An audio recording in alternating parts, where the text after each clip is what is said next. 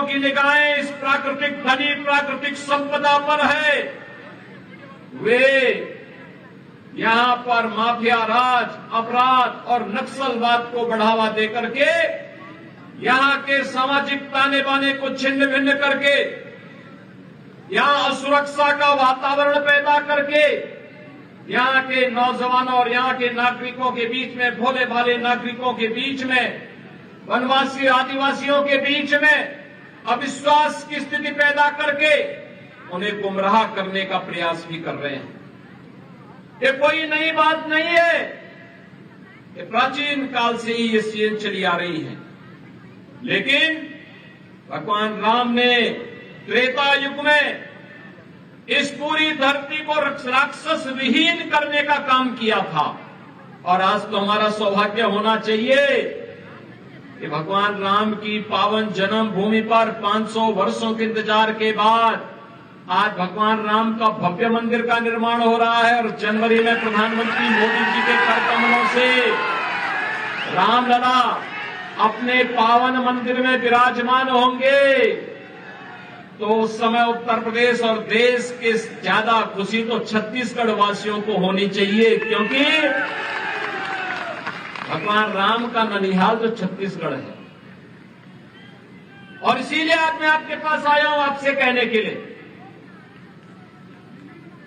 कि अयोध्या में राम मंदिर का निर्माण भारत के अंदर राम राज्य की उद्घोषणा की शुरुआत है।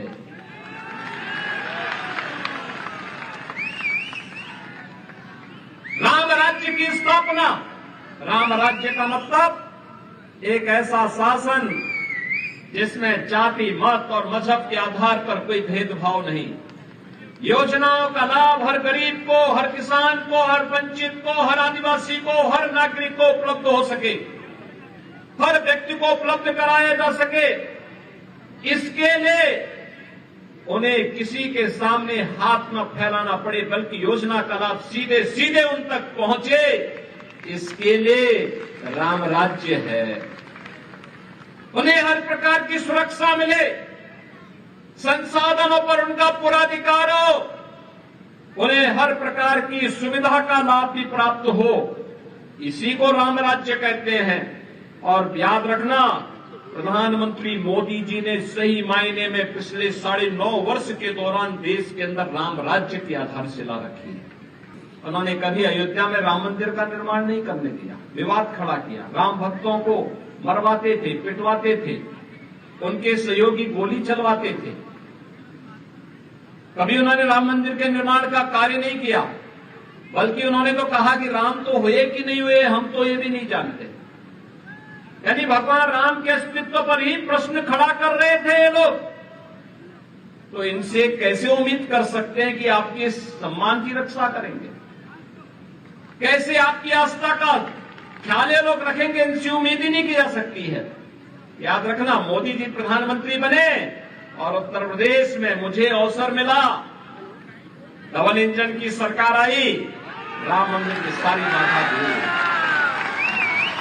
आज राम मंदिर बन रहा है ना भाइयों बहनों, हम लोग तो जो बोलते हैं वो करके दिखाते हैं, जो बोला उसको कर दिया,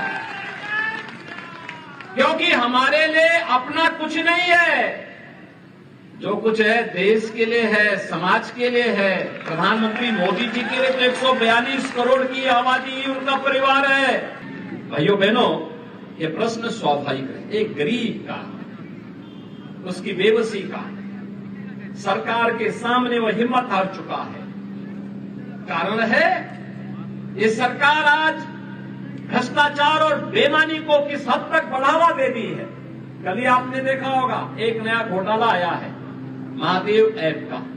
आप जानते हैं ना, इसके नाम पे कहते हैं कि छत्तीसगढ़ सरकार के नजदीकी लोगों ने यहां के लाखों गरीबों का पैसा इस ऐप के नाम पे ठग दिया है, ऐंठ लिया है। और तब भी बेचारा लगभग 550 करोड़ 500 करोड़ रुपए से अधिक की राशि है ये। और ये सरकार तो एक नया रिकॉर्ड बना रही है, और रिकॉर्ड किस रूप में बना रही है। आपने बिहार में सुना होगा, लालू जी के समय में एक चारा घोटाला हुआ था। कहते थे लालू जी की सरकार ने उस समय चारा ही खा लिया था, भैंस का चारा खा लिया था। और उससे भी 2 कदम आगे जाकर के कांग्रेस की सरकार तो गोबर भी खाने का काम करती है। गोबर का ही घोटाला हो गया।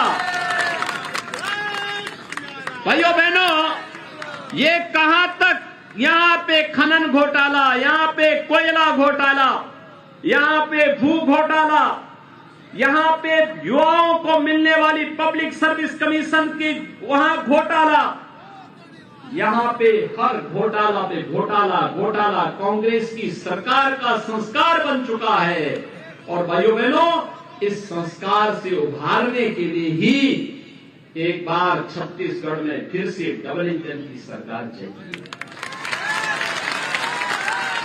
डबल इंजन की सरकार चाहिए और इसी के लिए हम लोग आए हैं, क्योंकि ये अत्याचार, ये भ्रष्टाचार, ये अनाचार, ये दुराचार अब यहां की जनता स्वीकार करने को तैयार नहीं है। वह तो एक ही बात कह रही है कि आओ नहीं सही वो बदल के। भाइयों बहनों, आज हम इसीलिए आपसे कहने के लिए हैं, ये जितनी भी घोटाले इस सरकार ने किए हैं,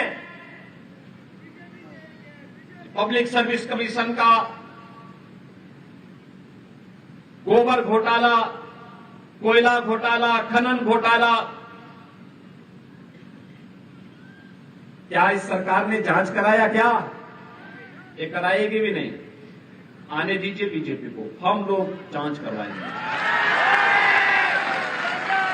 जनता की गाड़ी कमाई पर, जनता के हक पर डकैती डालने वालों के लिए सजा। आपने देखा होगा यूपी में गुंडों को कैसे सजा होती है, देखते हैं ना, देखते हैं ना, कैसा लगता है आपको? अच्छा लगता है ना? ऐसे ही जो गरीब के हक पर डकैती डालेगा उसकी सजा तो वही होनी चाहिए। जनता तो जनार्दन है लोकतंत्र में, और जनता को तो सम्मान मिलना ही चाहिए। हर हाल में सम्मान, उसकी आस्था का सम्मान होना चाहिए, उसको योजना का लाभ मिलना चाहिए, उसको विकास की योजनाओं से जोड़ना चाहिए, उसकी खुशहाली के लिए कार्य होना चाहिए। लेकिन जो सरकार नहीं कर पाई हो और न कर पा सकती हो, उसको बदल देना चाहिए। और कांग्रेस की सरकार ने आपके सपनों को धूल दूषित किया है। इस सरकार को बदलने की आवश्यकता है और इसीलिए आज हम सब आपके पास आए हैं। भाइयों बहनों, अब हम सबको अब इस बेबसी से उबरना पड़ेगा।